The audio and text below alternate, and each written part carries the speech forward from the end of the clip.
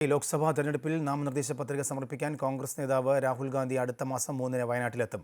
നാമനിർദ്ദേശ പത്രിക സമർപ്പണത്തിന് ശേഷം കൽപ്പറ്റയിൽ നടക്കുന്ന റോഡ് ഷോയിൽ രാഹുൽ ഗാന്ധി പങ്കെടുക്കും. രാഹുൽ എത്തുന്നതോടെ യുഡിഎഫിന്റെ തെരഞ്ഞെടുപ്പ് പ്രചരണവും സജീവമാകും. വയനാട് മണ്ഡലത്തിലെ സിറ്റിംഗ് എംപിയായ രാഹുൽ ഗാന്ധി തെരഞ്ഞെടുപ്പ് പ്രഖ്യാപിച്ചതിനു ശേഷം മണ്ഡലത്തിലെത്തിയിട്ടില്ല.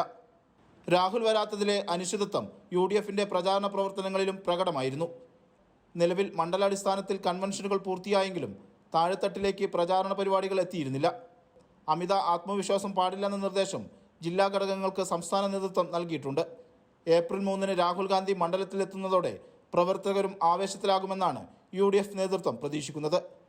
രാഹുൽ ഗാന്ധിക്ക് വോട്ടർമാരിലുള്ള സ്വീകാര്യത ഭൂരിപക്ഷം വർദ്ധിപ്പിക്കാൻ ഇടയാക്കുമെന്നും നേതൃത്വം പ്രതീക്ഷിക്കുന്നു. രാഹുൽജി നോമിനേഷൻ കൊടുക്കാൻ വരുമ്പോൾ വലിയൊരു സ്വീകരണം അദ്ദേഹം നൽകി, വലിയൊരു റോഡ് ഷോയിലൂടെ അദ്ദേഹത്തെ സ്വീകരിച്ച് അദ്ദേഹത്തെ നോമിനേഷൻ കൊണ്ടുപോകണമെന്നാണ് യുഡിഎഫ് തീരുമാനിച്ചിട്ട് ആ പ്രവർത്തനങ്ങളുമായി മുന്നോട്ട് പോവുകയാണ്. തെരഞ്ഞെടുപ്പ് രംഗത്താണെങ്കിൽ വളരെ ആശാവഹമായ രീതിയിലുള്ള പ്രതികരണങ്ങളാണ് ജനങ്ങളിൽ നിന്നുള്ളത്. പുതിയ വോട്ടർമാരിൽ പ്രത്യേകിച്ചും പുതിയ വോട്ടർമാർ ഈ കഴിഞ്ഞ 4-5 ദിവസമായി പുതിയ വോട്ടർമാർ വോട്ടർ പട്ടികയിൽ എൻറോൾ ചെയ്യുന്നതിന് വലിയ തിടുക്കം കാണിച്ചു. 2019 കേരളത്തിലെ റെക്കോർഡ് ഭൂരിപക്ഷമായ 4,70,637 വോട്ടുകൾക്കാണ് രാഹുൽ ഗാന്ധി വിജയിച്ചത്.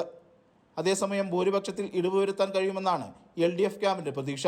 LDF സ്ഥാനാർത്ഥി ആനി രാജ പരമാവധി വോട്ടർമാരെ നേരിൽ കണ്ട് പ്രചരണത്തിൽ ബഹുദൂരം മുന്നിലെത്തിക്കഴിഞ്ഞു. NDA സ്ഥാനാർത്ഥി കെ സുരേന്ദ്രനും മണ്ഡലത്തിലെത്തി പ്രചാരണം ആരംഭിച്ചു. അമൃത ന്യൂസ്, വയനാട്.